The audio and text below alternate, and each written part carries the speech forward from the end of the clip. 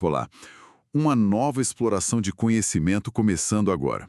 Hoje, a gente mergulha em trechos de uma obra que, olha, marca profundamente quem lê. Obreiros da Vida Eterna. Uhum, Recebida medionicamente pelo Chico Xavier, né? exato, E atribuída ao espírito André Luiz. exato. É um livro que, assim, nos transporta para uma visão muito detalhada da vida que continua depois da morte do corpo físico. Entendi. O foco dele é bem nesse trabalho incansável, sabe? Das equipes espirituais que amparam as pessoas naquele momento delicado da desencarnação e também nos primeiros tempos de adaptação no plano espiritual. Certo. É uma parte, eu diria, essencial daquela série famosa, A Vida no Mundo Espiritual. E a nossa conversa aqui vai ser justamente uma reflexão sobre essas narrativas de assistência, né?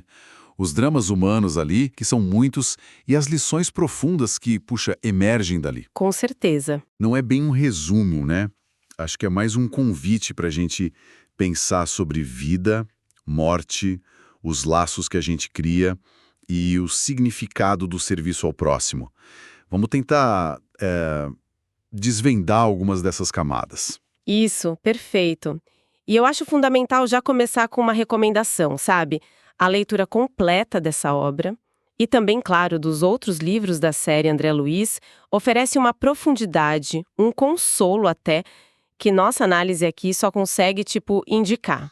Sim, com certeza. O nosso objetivo aqui é mais despertar a curiosidade mesmo, provocar reflexão sobre essas perspectivas fascinantes, né, da vida espiritual. A experiência completa, ela tá lá, nas páginas do livro. Ótimo ponto. E para a gente começar, então, o livro reforça muito o tempo todo essa ideia da continuidade da vida, né? Sim, o tempo todo. O André Luiz não descreve a morte como um fim. É mais como uma travessia para um universo espiritual que é vibrante, ativo, com diferentes níveis, dimensões, sei lá, ao redor da Terra, onde o aprendizado e o progresso eles continuam. Sem parar. Exatamente. Ele introduz aquele conceito de erraticidade, que, nessa visão que ele apresenta, não é um estado de vazio de espera passiva, sabe? Na verdade, o período ativo entre uma encarnação e outra. O André Luiz descreve sociedades espirituais, instituições de auxílio, de estudo, trabalho constante. Nossa, Como o próprio prefácio espiritual do livro esclarece, né? A passagem do corpo físico para a esfera espiritual não isenta ninguém da iniciativa, da responsabilidade. faz sentido. A morte não opera milagres assim de transformação instantânea. É uma consequência natural dentro de um fluxo contínuo. A gente segue colhendo o que semeou, né? Regidos por leis divinas de causa, efeito, evolução. E o André Luiz seria tipo um repórter, então. É uma boa forma de ver. Ele mesmo fala em rasgar véus, né? Para nos mostrar fragmentos dessa realidade. E um aspecto central, que até dá o título para o livro, é justamente o trabalho desses obreiros, né? As equipes espirituais dedicadas a auxiliar na desencarnação. Isso. O próprio André Luiz se junta a uma dessas equipes como aprendiz. Isso já dá uma ideia da organização desse auxílio, né? Não é algo aleatório. De forma alguma. Existe um preparo muito meticuloso.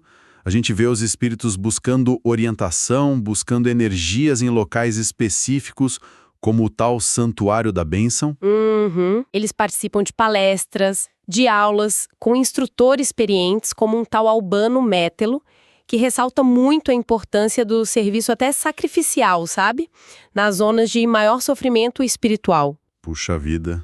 E tem o Cornélio também, que ensina sobre a reverência, o preparo íntimo e até a necessidade de um certo filtro na entrada desses locais mais elevados, para evitar aquela repetição de hábitos terrenos, sabe? De buscar ajuda sem o devido preparo interior. E o que me chama atenção nisso é a hierarquia, o sistema de aprendizado contínuo que isso sugere. Sim, é bem estruturado. Eles recebem até visitas de espíritos considerados mais elevados, como um tal Asclépios, que traz ensinamentos profundos, às vezes usa até passagens dos evangelhos para esclarecer dúvidas dos trabalhadores. É verdade. Tipo, como lidar com adversários ou como manter a fé nas dificuldades. Mostra uma estrutura bem definida mesmo. Precisamente. E para operacionalizar esse auxílio assim mais próximo das regiões densas da esfera espiritual ligada à Terra, a gente conhece a Casa Transitória de Fabiano, A casa transitória, lembro dessa parte. dirigida pela irmã Zênobia, que é uma figura enérgica, né? É descrita como uma espécie de base avançada, quase um posto de socorro móvel estrategicamente localizada. Interessante. É um local de trabalho intenso, estudo, mas também de defesa contra influências, ataques de entidades perturbadas. Eles usam recursos como barreiras magnéticas, descargas energéticas defensivas. É realmente um posto de fronteira, sabe? Numa zona de grande necessidade. E é quando o livro entra nos casos individuais que a coisa fica ainda mais palpável, mais humana, né? Sim, é aí que a gente vê a teoria na prática. Vemos as diferentes formas como as pessoas encaram a própria morte e o impacto que isso tem. Sim, os exemplos são riquíssimos em lições. Temos o caso do Fábio. Ah, o Fábio. Ele é apresentado como um espírito já mais consciente, sabe? Mais preparado espiritualmente, apesar de ter tido um corpo físico bem debilitado. O livro até explica que isso tem origem kármica ligada a excessos de autoridade numa vida anterior. Nossa. Mas o ponto alto mesmo é a despedida dele da família, serena, cheia de fé e um desapego impressionante. Ele chega a aconselhar a esposa, a Mercedes, sobre um futuro casamento dela. Sério? Isso é... Uau!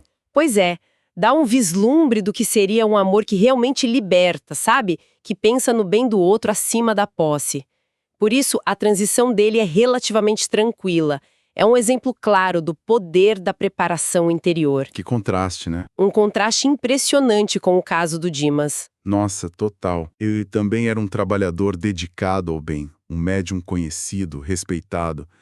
Mas o ponto fraco dele era o apego, né? O forte apego à família. Muito forte. Após a morte física, mesmo recebendo auxílio espiritual dedicado, ele sofre. Nossa, sofre terrivelmente com a saudade. Tem crises emocionais, uma dificuldade enorme em se desprender, em aceitar a nova realidade. E é fascinante como o livro detalha o processo técnico do desligamento, né? Do perispírito, do corpo físico. Muito. Menciona a desconexão gradual dos centros de força. Começa pelo plexo esplênico, passa pelo centro emocional, que é o plexo solar, né? Que na visão espírita é um vórtice de energias vitais, emotivas, e culmina no cérebro. É um processo bem delicado, individualizado. Puxa. E o insight aqui é poderoso. O serviço ao bem atrai, sim, o auxílio espiritual. Isso é inegável. Mas a preparação íntima, o trabalho sobre as próprias emoções, cultivar o desapego, isso é intransferível. Ninguém pode fazer por você, né? Exato. O Dimas mereceu ajuda pela dedicação dele, mas o apego criou aquela barreira inicial de sofrimento. Fica muito claro que a fé e o serviço precisam caminhar juntos com o autoconhecimento, com a reforma íntima, para ter uma transição mais serena. Essa questão do apego parece ser um fio condutor mesmo. A gente vê isso de outra forma no caso do Cavalcante. Ah, sim, o Cavalcante. Um católico fervoroso, um homem bom, mas totalmente aprisionado a dogmas, a medos religiosos. Totalmente. A dificuldade dele em perceber a ajuda espiritual que ofereciam para ele é gritante. Ele ficava fixado em rituais, né? Queria confissão, queria viático, mesmo depois de desencarnado. Exato, e fixado na ausência da esposa, que sem ele saber, já tinha partido em condições bem tristes. O medo dele era tanto que nem conseguiam retirar ele do corpo durante o sono para um preparo inicial. Nossa Senhora. Mostra vividamente como a fé baseada só na forma exterior, sabe? Sem uma compreensão mais profunda, pode virar uma venda nos olhos diante da realidade espiritual. A fé sem entendimento pode limitar, então. Pode. E muito. E temos também a Adelaide, a médium dirigente espírita. Lembro dela, ela estava pronta para partir, né? Consciente da situação. Estava. Mas algo a retinha. Os pensamentos e a dependência emocional excessiva que a Zenóbia classifica como idolatria dos colaboradores encarnados dela. Quer dizer, as pessoas que trabalhavam com ela? Isso. Eles aprendiam com as preces, com as expectativas. Foi preciso uma intervenção direta da Zenóbia, que se projetou espiritualmente e conversou com esses colaboradores durante o sono físico deles. Que coisa! E o que ela disse? Aconselhou sobre responsabilidade individual, sobre a importância de libertarem a Adelaide, com pensamentos de paz, de gratidão. É uma lição forte sobre como o apego, mesmo vindo de boas intenções, pode prejudicar a jornada de quem parte. Caramba! E talvez a história mais surpreendente seja da Albina. Ah, a Albina! É incrível mesmo. A equipe espiritual já tinha a desencarnação dela programada, tudo preparado. Mas o processo foi adiado. Isso. E o motivo? A força da oração sincera de um menino órfão, o Joãozinho, que ela criava com amor. Isso é de arrepiar, mostra uma dinâmica totalmente inesperada. É fascinante, sem dúvida. E a explicação que o livro dá é ainda mais profunda. O Joãozinho é descrito como um espírito missionário reencarnado, com uma sensibilidade maior. Ele percebeu intuitivamente que a morte da Albina naquele exato momento poderia impactar negativamente a gestação da filha dela, a Lloyd, que estava esperando outra alma missionária ligada ao grupo familiar deles. Nossa, que conexão. Pois é. A prece do menino não foi um simples pedido egoísta, mas um ato de amor altruísta carregado de propósito elevado, visando proteger uma futura reencarnação importante. E essa prece foi ouvida nas esferas superiores, levando à alteração do planejamento. Incrível. O que isso nos ensina? Sobre a flexibilidade das leis divinas diante de causas justas e o imenso poder da intercessão quando movida por amor verdadeiro, por propósito, não por simples apego ou desejo pessoal. Uau! Essa história da Albina realmente faz a gente pensar sobre essa interação entre os planos e o poder da intenção pura. Mas o livro não fica só ali, né? No leito de morte. O André Luiz nos leva para conhecer outras paisagens do mundo espiritual. Algumas bem sombrias, outras de trabalho especializado. Sim, a narrativa expande o cenário. Tem descrições bem impactantes de zonas espirituais inferiores, como um vale de sofrimento e trevas que a equipe visita. Que medo. É um local habitado por espíritos que se cristalizaram na revolta, na ignorância das leis divinas ou em vícios. A gente vê o trabalho corajoso de instrutores como o Hipólito, que tenta levar algum esclarecimento para essas mentes endurecidas. Ele usa, inclusive, a parábola do rico e Lázaro para ilustrar a condição daqueles que usaram mal os seus recursos na vida terrena. São quadros fortes, com descrições de seres cuja aparência reflete o estado mental de desequilíbrio deles. E também se fala de um fenômeno chamado fogo purificador. O que seria exatamente isso dentro do contexto do livro? É descrito não como um castigo divino arbitrário, sabe? Mas como um processo natural de limpeza psíquica em larga escala nessas regiões mais densas. Ah, entendi. Uma limpeza. Isso, seria uma ação da própria natureza espiritual para desagregar formas pensamento negativas, resíduos mentais deletérios que se acumulam pela persistência no mal, na ignorância. O instrutor Jerônimo até compara um processo natural que impede o acúmulo excessivo desses elementos, prevenindo desequilíbrios magnéticos maiores, tipo tempestades espirituais. É uma manifestação da lei de causa e efeito operando coletivamente para reequilibrar o ambiente. Faz sentido. Além dessas regiões mais difíceis, a gente encontra personagens com lutas muito humanas, mesmo já no plano espiritual. Eu penso no médico Gotuso, que a equipe encontra na casa transitória. Sim, o caso do Gotuso é muito interessante, porque ele representa muitos de nós, né? Pois é. Um espírito dedicado ao bem, um médico que continua servindo, mas ainda profundamente ligado às lembranças da terra, lutando com o ciúme, com o apego à esposa que refez a vida depois que ele partiu. Mostra que a transição não apaga tudo de uma hora para outra, né? De jeito nenhum. O trabalho de autoconhecimento continua lá, firme e forte. E nessa linha do trabalho especializado, a gente conhece também o Barcelos. Ah, sim. O que ele fazia mesmo? Ele é outro auxiliar espiritual focado no atendimento a espíritos com desequilíbrios mentais graves, vítimas de processos obsessivos complexos.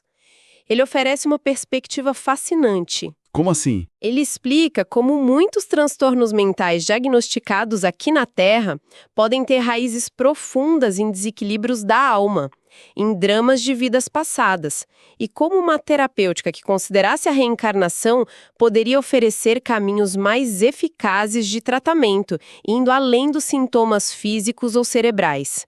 É bem profundo isso. Nossa, realmente. Tantas histórias, tantos detalhes, tantas camadas. Se a gente fosse destilar as mensagens principais, sabe? Os fios condutores que atravessam a obra toda, o que mais se destaca para você? Olha, vários pontos emergem com muita força. Primeiro, acho que a continuidade inequívoca da vida. Isso é martelado o tempo todo. A morte física é apresentada como passagem, transformação, jamais um fim. Certo. Como a gente viu na casa transitória, nas equipes de socorro. Não é um céu ou inferno estático, mas um campo de evolução contínua. E fica claríssima também a lei de causa e efeito em ação constante, né? O tempo todo.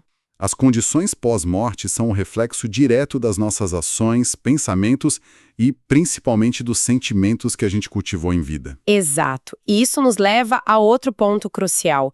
A imensa importância da preparação durante a vida física. Ah, sim. Fundamental. Preparação mental, emocional, espiritual. Cultivar o desapego das coisas e pessoas, que não é desamor, né? É importante frisar. Claro. Desenvolver uma fé raciocinada, buscar o equilíbrio emocional. Tudo isso faz uma diferença brutal na hora da transição. A gente viu nos contrastes gritantes entre o Fábio e o Dimas, ou na dificuldade do Cavalcante. E outro ponto fundamental que você já mencionou antes é a distinção sutil, mas vital, entre amor e apego. O livro ilustra isso maravilhosamente bem. Nossa, demais. O amor verdadeiro como o do Fábio, que deseja a felicidade da esposa mesmo que seja com outro, ele é libertador. Liberta. Já o apego, mesmo quando disfarçado de afeto ou zelo, como o do Dimas pela família ou dos seguidores pela Adelaide, ele aprisiona, gera sofrimento, dificulta a jornada, tanto para quem parte quanto para quem fica. É uma forma de egoísmo, no fundo, né? Exatamente, que a gente precisa aprender a identificar e transformar. E, por fim, como fica a questão da assistência espiritual? O livro mostra que ela existe, é real, constante, amorosa, vem de mentores, amigos espirituais, equipes especializadas. Sim, a assistência é uma realidade muito consoladora apresentada na obra. No entanto, e este é um ponto-chave, ela não anula a responsabilidade individual, nem a necessidade do esforço pessoal na reforma íntima, no aprendizado. O auxílio espiritual vem ao encontro do nosso próprio esforço, do nosso mérito. Não é um passe livre, entende? Entendi. A gente tem que fazer a nossa parte. Com certeza. Colhemos de acordo com nossas obras, sim, mas fundamentalmente de acordo com o nosso estado mental, nossas vibrações, nossa sintonia. A ajuda está disponível, mas a gente precisa se tornar receptivo a ela, através da nossa própria transformação. Realmente, Obreiros da Vida Eterna nos presenteia com vislumbres de uma realidade pós-morte que é tudo menos monótona, né? Nem um pouco. É dinâmica, é cheia de trabalho sério, desafios profundos, mas acima de tudo, repleta de oportunidades contínuas de aprendizado, de serviço, de crescimento. As histórias do Dimas, Fábio, Adelaide, Albina, Cavalcante, Gotuzô, tantos outros, são como um espelho, né? Que nos convida a refletir sobre a nossa própria vida. Como a gente está vivendo? Como estamos nos preparando para essa transição inevitável que todos nós vamos enfrentar um dia? Exatamente. E olha, esta nossa conversa foi só um sobrevoo mesmo. Um convite sincero à reflexão. Para quem realmente deseja aprofundar a compreensão sobre essas perspectivas da vida espiritual, sobre a continuidade da existência, as leis de causa e efeito, a importância do amor, do desapego, a leitura integral de Obreiros da Vida Eterna e das outras obras da série André Luiz é mais do que recomendada. Eu diria que é quase indispensável. É verdade. São livros que têm o poder de desafiar nossas certezas, de consolar nossos corações em momentos de perda e, sem dúvida alguma, de inspirar uma vida mais consciente, mais ética, mais voltada para o bem. É uma leitura que pode, sim, transformar a nossa visão de mundo. Fica a dica forte mesmo. Fica, então, a grande questão para a nossa reflexão pessoal, né? Se a vida continua E nós somos os arquitetos do nosso próprio destino, acumulando as consequências das nossas escolhas, pensamentos, sentimentos. Como é que a gente está construindo o nosso hoje? Que tipo de amanhã a gente está semeando agora, seja ele nesta ou em outra dimensão da existência? Uma pergunta essencial, sem dúvida. Algo para levar conosco e meditar. Na quietude do nosso próprio ser. Esperamos que essa exploração tenha sido tão enriquecedora e instigante para quem nos ouve quanto foi para nós. Até a próxima!